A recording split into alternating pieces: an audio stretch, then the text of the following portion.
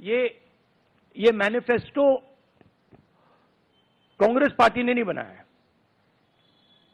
ये मैनिफेस्टो हिंदुस्तान की जनता ने बनाया है।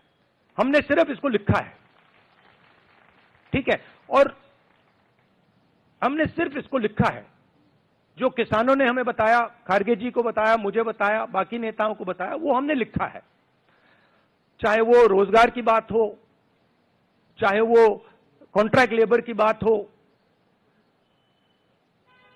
हजारों लोगों से बात करके हमने ये हिंदुस्तान की आवाज है, ये लिखी है। मगर जो राजनीति में आज हो रहा है वो क्लियर है कि सब पार्टीज को नरेंद्र मोदी, ईडी, सीबीआई, इन इंस्टीट्यूशंस को कैप्चर करके फाइनेंशियली मोनोपोली बना रहे हैं अपनी।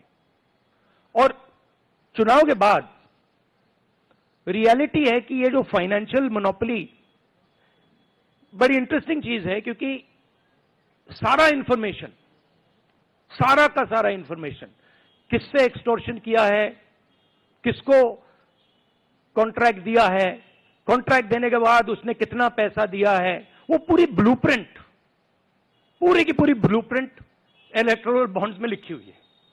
तो नरेंद्र मोदी जी ने आज नहीं तो कल ऑपोजिशन को पूरी chargesheet, proof sheet electoral bonds के थ्रू पकड़ा दी है। तो इसीलिए थोड़ा टेरर हो रहा है उनको, इसीलिए नंबर निकला है 400 पार। इसलिए ये महाराष्ट्र में हमारे नेता ले जा रहे हैं, हरियाणा में सब जगह हमारे नेता ले जा रहे हैं, क्योंकि इनको लग रहा है कि भैया अगर 400 पार नहीं 180 हो गई, 160 हो गई, 140 हो गई तो नैया पार हो जाएगी। Thank you. आशीष सिंह।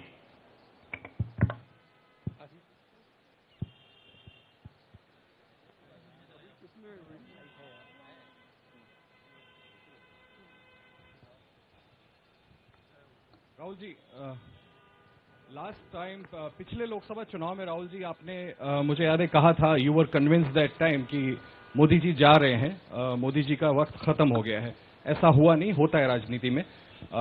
इस दफा नरेंद्र मोदी को आप कितनी बड़ी राजनीतिक चुनौती मानते हैं सर 2024 के चुनाव में? देखिए, 2019 में ये शुरू हुआ, आज ये एक तरह पीक पे पहुंच गया है।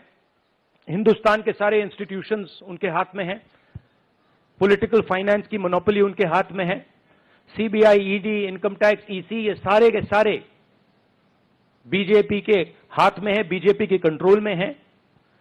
तो जैसे मैंने अपने भाषण में कहा, cricket match is a rigged match. Cricket match is not a fair match. उसमें चाहे सोशल मीडिया की बात करें, आप हमारे नेताओं के, ऑपोजिशन नेताओं की सोशल मीडिया देख लीजिए, मेरा यूट्यूब देख लीजिए, मेरा फेस टाइम देख लीजिए, फेसबुक देख लीजिए, इंस्टाग्राम देख लीजिए, तो ये सारा का सारा स्ट्रक्चर कंट्रोल्ड है, रिग्ड है। इसलिए बहुत जरूरी है कि जनता इस बात को समझे कि ये नॉर्मल चुनाव नहीं है, ये लोकतंत्र को बचाने का, संविधान को बचाने का चुनाव है, और इसको लड़ना और जीतना बहुत जरूरी है। ये चुनाव 2-3%, 5% और बाकी हिंदुस्तान के बीच में चुनाव है। और जो बाकी हिंदुस्तान चाहता है वो इस मैनिफेस्टो में है, और जो 2% चाहता है, जो अदानी जी चाहते हैं, वो आप उनका मैनिफेस्टो देख लीजिए, आपको पता लग जाएगा, उसमें उनकी रिक्वेस्ट लिस्ट पूरी की पूरी आपको मिल जाएगी। Thank you. आखिरी सवाल कुमार विक्रांत सिंह।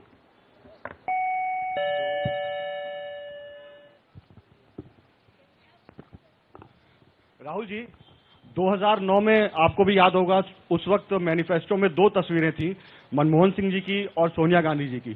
पूछा गया था पीएम कैंडिडेट कौन होगा, सोनिया जी ने अपनी तस्वीर छुपा ली थी। आज 2 तस्वीरें हैं, राहुल गांधी जी की और खड़गे जी की। कोई तस्वीर छुपाएंगे, कोई दिखाएंगे? नहीं, ये आप बड़े डिस्ट्रैक्शन वाले क्वेश्चन पूछते हो।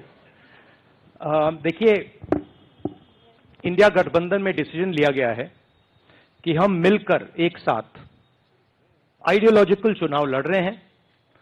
चुनाव जीतने के बाद लीडर कौन होगा, प्राइम मिनिस्टर कौन होगा, वो पूरा का पूरा जो कोलिशन है वो मिलकर डिसाइड करेगा। Thank you.